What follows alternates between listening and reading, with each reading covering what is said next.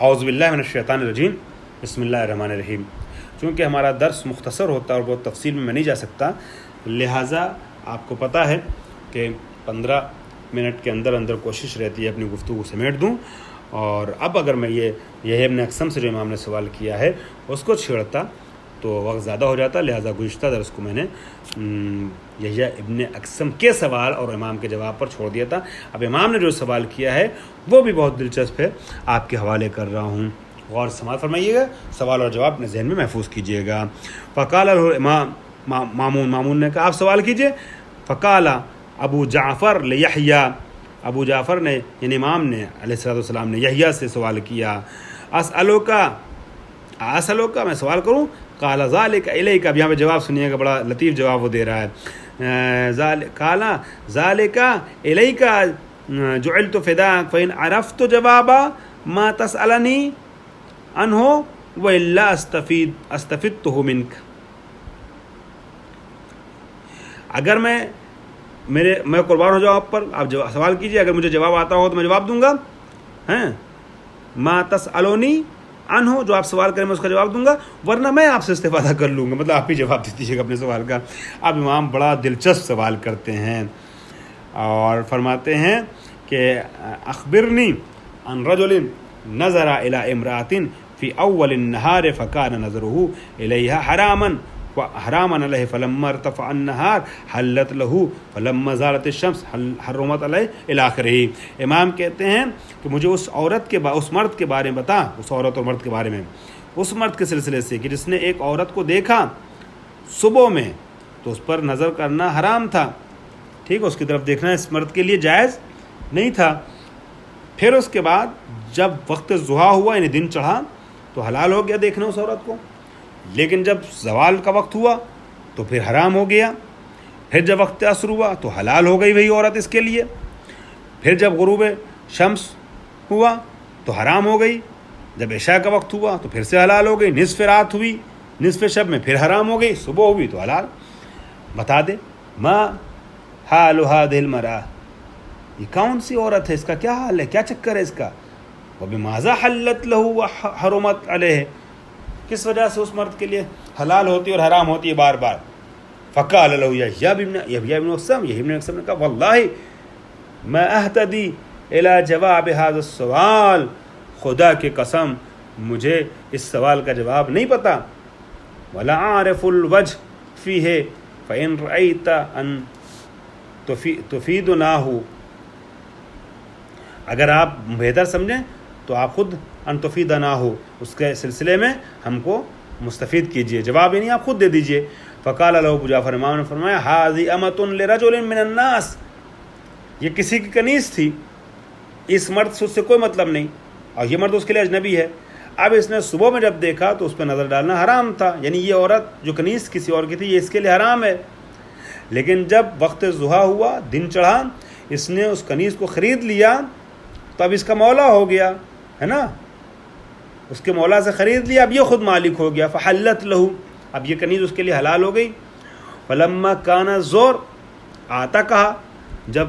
ظہر کا وقت ہوا تو اس نے اپنی کنیز کو آزاد کر، جب آزاد کر دیا تو اب اس سے کوئی مطلب نہ رہا، اب اس پہ حرام ہو گئی، لیکن جب وقت عصر ہوا تو اس سے شادی کر لی، پھر سے حلال ہو گئی، چونکہ بیوی ہو گئی، لیکن جب وقت مغرب ہوا تو اس نے صیغہ زہار پڑھ دیا۔ صیغہ زہار کہتے ہیں عربی زبان میں ایک ایسا جملہ ہوتا ہے، البتہ اردو میں بھی مطلب دوسری زبانوں میں نہیں کہا جا سکتا، لیکن عربی کا ایک صیغہ ہے، اس کو کہتے ہیں صیغہ زہار، جس میں شوہر اپنی زوجہ سے کہتا ہے زہرک کا زہر امی، یعنی تمہاری پشت جو ہے وہ میری ماں کے طریقے سے ہمارے لیے، مطلب یہ وہ کہنا چاہتا ہے کہ میں تیرے نزدیک اب نہیں جاؤں گا، تجھ سے نزدیکی نہیں کر سکتا ہوں، زہرک کا زہر امی۔ اب جب یہ کہہ دیتا ہے تو جب تک کفارہ نہ دے دے اس وقت تک اس کی بیوی اس پر حرام ہوتی ہے،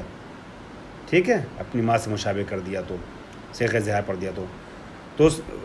امام کہتے ہیں اس نے چونکہ صیغہ زہار جاری کر دیا مغرب کے وقت لہذا حرام ہو گئی،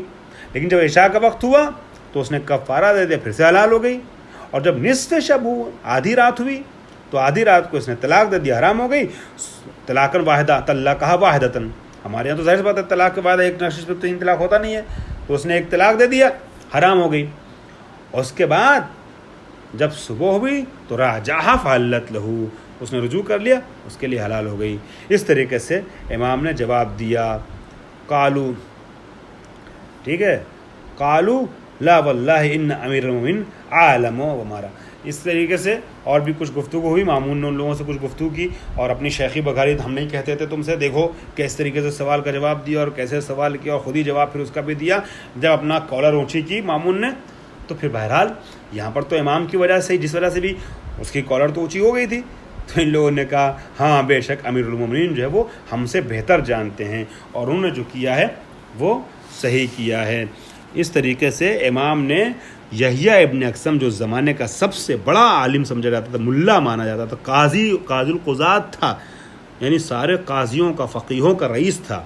اس کو امام نے اس کے سوال کے جواب میں بھی اور اپنے سوال اور اس کے جواب میں بھی زیر کر دیا، چاروں خانہ چت کر دیا ہمارے اعتبار سے۔ جب جو ہے وہ علمی اکھاڑے میں امام جیسے عظیم سرما کے سامنے آتا ہے تو چاروں خانہ چت ہو جاتا ہے، ٹھیک ہے۔ لاسانی بادشاہ ہیں اور سرما ہیں امام علم کے میدان میں اپنے زمانے میں، ان کے زمانے میں کوئی ان کے جیسا نہ تھا۔ یہ تو یہی ابن اقسم کا واقعہ سامنے آیا۔ اسی طریقے سے امام سے پوچھا، اس نے ایک بار سوال کر لیا، امام چونکہ تقیہ کے حالات سے گزر رہے تھے، ساری چیزیں ظاہر نہیں کرتے تھے،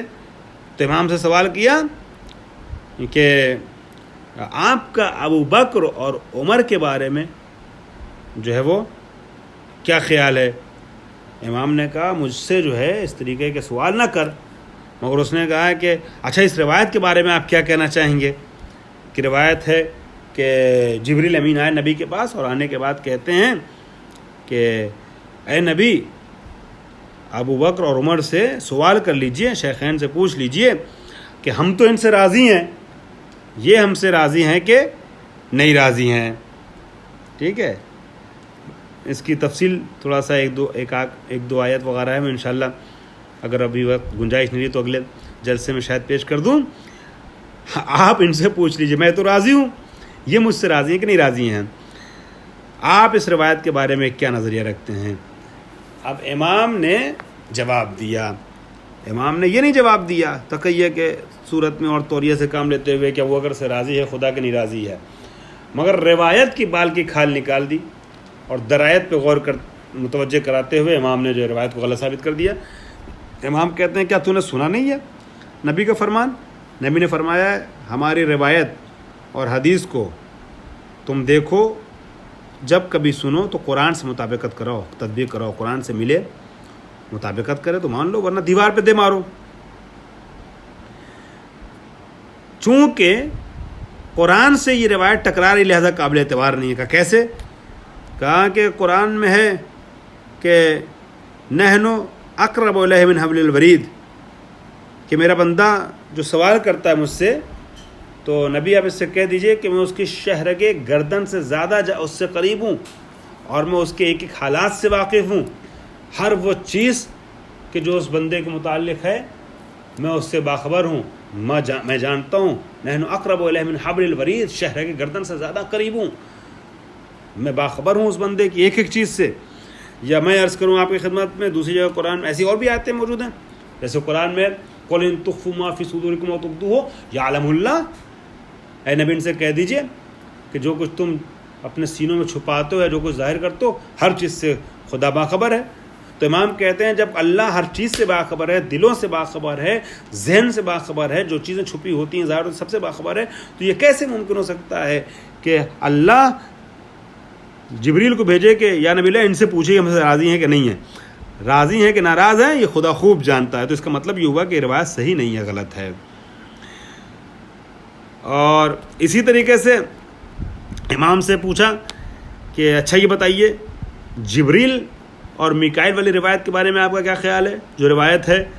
یہ بھی مناظرہ ہے، تفصیلی مناظرے ہیں دونوں، میں مختصر کر کے آپ کی خدمت میں عرض کر رہا ہوں اور کوشش کروں گا کہ 5-7 جلسوں میں جیسے میں نے عرض کیا امام کی زندگی کو مکمل کر دوں اور تفصیل میں نہ جاؤں، کیونکہ مجھے اسی سیمسٹر میں اسی ترم میں 10ویں امام کا بھی ذکر کرنا ہے۔ بہرحال تو یہ روایت پیش کی امام کے سامنے کہ اب نبی نے فرمایا روئے زمین پر ابو بکر و عمر کو وہی حیثیت حاصل ہے انسانوں کے درمیان جو سماوات میں فرشتوں کے درمیان جبریل اور میکائیل کو حاصل ہے۔ امام فرماتے ہیں یہ روایت بھی غلط ہے، یہ روایت صحیح نہیں ہے۔ کہ کیسے صحیح نہیں ہے؟ کہ یہ اصول کے خلاف ہے، مبنا کے خلاف ہے، مبانی کے خلاف ہے۔ کہ کس طریقے سے؟ کہ یہ تشبیہ درست نہیں ہے۔ کیوں؟ کہ اس لیے کہ جبریل اور میکائیل یہ دونوں معصوم ہیں، اور معصوموں کے درمیان جبریل اور میکائیل کو یہ شرف حاصل ہے کہ سب سے افضل ہیں، اور انسانوں کے درمیان ابو بکر و عمر کو، جبکہ یہ اتنے سال تک، اب میں کہہ رہا ہوں 50 سال 60 سال 70 سال تک یہ لوگ آغوش کفر و شرک میں رہے، تو جو لوگ آغوش کفر و شرک میں پلے ہیں وہ لوگ ان فرشتوں سے مشابہ کیسے ہو سکتے ہیں، ان کی حیثیت زمین پہ کیسے پا سکتے ہیں کہ جو فرشتے بدو خلقت سے معصوم رہے، جب سے اللہ نے بنایا معصوم ہیں، تو جن کا پورا وجود عصمت سے ڈھکا ہوا ہے، ان فرشتوں سے مشابہ کرنا ان بندوں کو جو 60 سال تک آغوش کفر و شرک میں رہے ہوں، یہ اصول اور مبانی عقلی کے اور مبانی شرعی کے خلاف ہے، لہذا روایت جھوٹی ہے، اس کو نہیں مانا جا سکتا ہے۔ اسی طریقے سے کچھ مناظر اور بھی ہیں، ایک مناظرہ میں انشاءاللہ اگلے جلسے میں پیش کروں گا، اور شاید وہی مناظرہ جو ہے وہ ہمیں جلسے کے آخری مرحلے سے نزدیک کر دے، اور اس بحث کے آخری مرحلے سے نزدیک کر دے، کیونکہ وہ مناظرہ بعض روایت کے اعتبار سے امام کی شہادت کا سبب بنا ہے۔ فی الحال ابھی گفتگو کو یہیں روکتا ہوں۔ واخر دعوانا الحمدللہ رب العالمین۔